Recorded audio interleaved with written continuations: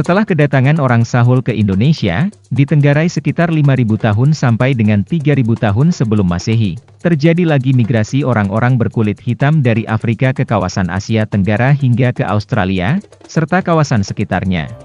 Dari sisi jumlah, migrasi kali ini diyakini terjadi dalam skala besar dan bertahap dari waktu ke waktu, baik itu melalui jalur darat maupun melalui jalur laut.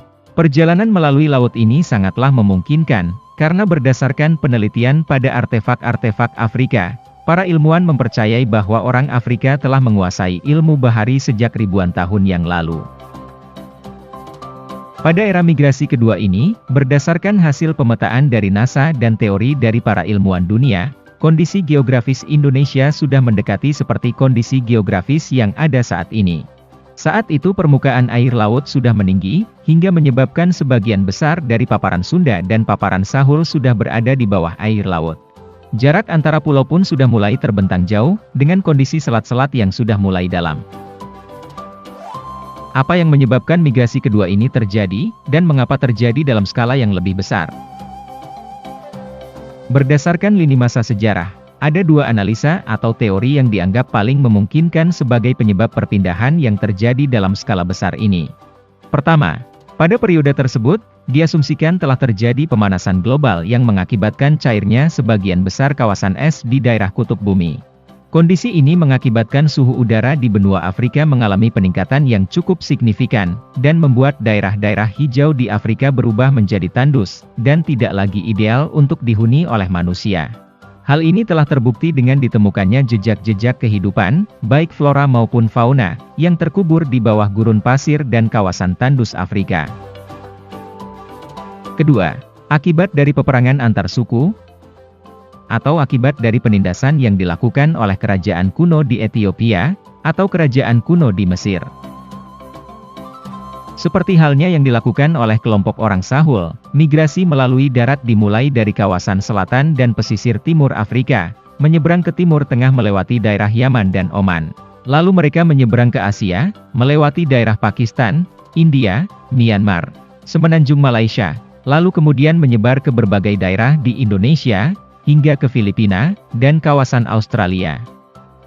Sementara bagi mereka yang melalui jalur laut, perjalanan ditempuh melalui daerah pesisir Laut Timur Tengah melewati perairan India, menuju Maladewa dan atau Sri Lanka, Kepulauan Andaman, Myanmar dan atau Sumatera, lalu kemudian menyebar ke kawasan-kawasan lain di Indonesia. Mereka inilah kaum yang dulu disebut dengan ras Negrito, atau sekarang disebut dengan orang Melanesoid, atau orang Melanesia. Sebagai pengingat, kami sangat-sangat menganjurkan agar kita tidak lagi menulis atau menyebut ras Negrito, karena kata ini bermakna unsur yang sangat merendahkan martabat sesama manusia. Dalam sejarahnya, kata Melanesia yang berarti orang hitam yang mendiami pulau-pulau besar, sebenarnya tidak merujuk pada sebuah ras atau kelompok orang tertentu. Seperti halnya Polinesia dan Mikronesia, kata Melanesia sebenarnya lebih merujuk pada pengelompokan manusia secara geografi. Namun entah mengapa, terlepas benar atau tidaknya, saat ini penggunaan kata tersebut juga dikaitkan dengan pengelompokan sebuah ras. Ciri-ciri umum dari orang Melanesia murni antara lain, berkulit hitam, berambut hitam keriting kecil, atau ikal, berperawakan kecil sampai dengan sedang, hidung berukuran sedang, dengan kelopak hidung sedang dan atau besar. Leluhur awal orang Melanesia tinggal secara berkelompok, dengan anggota berdasarkan kekerabatan, baik dari sisi ayah maupun dari sisi ibu. Mereka masih menggunakan kayu dan batu-batuan kasar sebagai alat perkakas mereka. Secara mayoritas kelompok-kelompok awal ini mendiami gua-gua alam, atau tinggal dalam hunian-hunian sederhana di alam terbuka, dan juga ada yang membuat hunian di pepohonan tinggi. Mereka adalah kaum pemburu yang sangat handal, baik itu hewan darat maupun untuk hewan air. Salah satu keunggulan orang Melanesia yang sangat luar biasa, bahkan hingga saat ini, adalah dalam memburu hewan air di kedalaman laut. Kelebihan jauh di atas rata-rata manusia biasa inilah yang membuat suku-suku lain dan bangsa Eropa, sangat mengandalkan orang Melanesia untuk mengambil kekayaan laut alami, seperti tripang dan mutiara.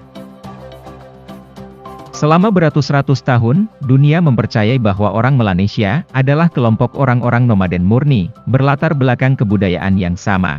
Namun berdasarkan bukti-bukti sejarah baru, ternyata tidak sedikit pula dari orang-orang Melanesia yang telah mengenal teknik bercocok tanam, berternak, dan menempati hunian tetap sederhana. Hal ini diperkuat dengan temuan artefak yang terdapat di wilayah timur dan selatan Afrika. Artefak ini menunjukkan telah terciptanya sebuah peradaban yang lebih maju dari yang sebelumnya diperkirakan oleh para ilmuwan dunia. Maka dapat disimpulkan bahwa orang-orang Melanesia yang bermigrasi ke wilayah Nusantara, juga berasal dari kelompok yang berbeda-beda, di mana masing-masing memiliki cara hidup, dan kebudayaan yang berbeda-beda pula. Di sisi lain, mereka ini jugalah yang diakini sebagai kaum awal pembawa kebudayaan megalitik dalam bentuk batuan kasar yang belum diperhalus, ataupun dipahat. Hal ini merujuk pada jejak peninggalan megalitik dalam bentuk struktur batu bersusun sederhana, atau menhir batu, atau berbagai macam perkakas batu lainnya, yang tersebar di rute migrasi mereka. Dimulai dari sekitar Ethiopia, Yaman, India, Bangladesh, Myanmar, Thailand, dan semenanjung Malaysia. Di Indonesia, peninggalan megalitik mereka juga tersebar hampir di seluruh Nusantara, dari mulai Sumatera hingga Papua.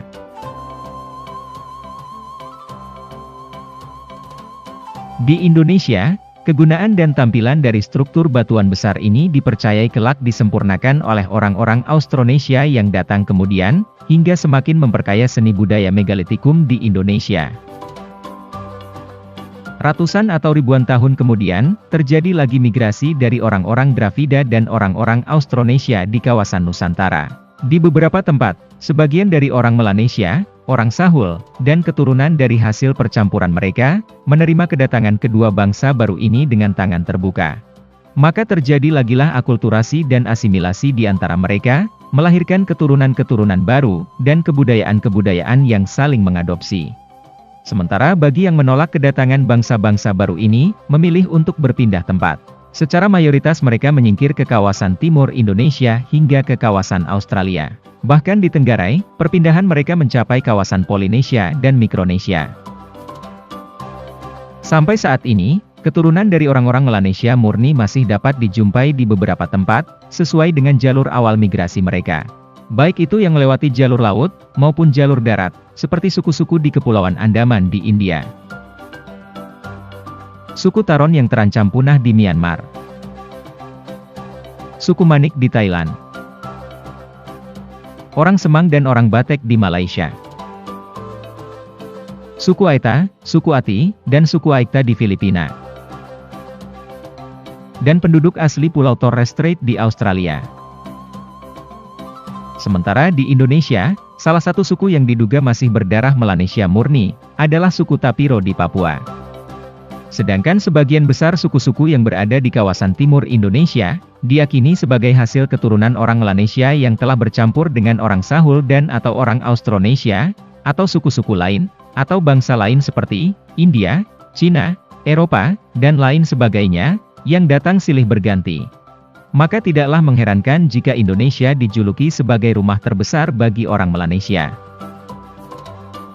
Demikianlah pembahasan singkat dari keberadaan orang Melanesia di Indonesia, atau video bagian kedua dari serial video pembahasan leluhur Nusantara. Salah satu leluhur awal bangsa Indonesia yang telah menjadikan bangsa Indonesia sebagai bangsa yang beragam, namun tetap satu. Karena sejatinya, kita semua bersaudara.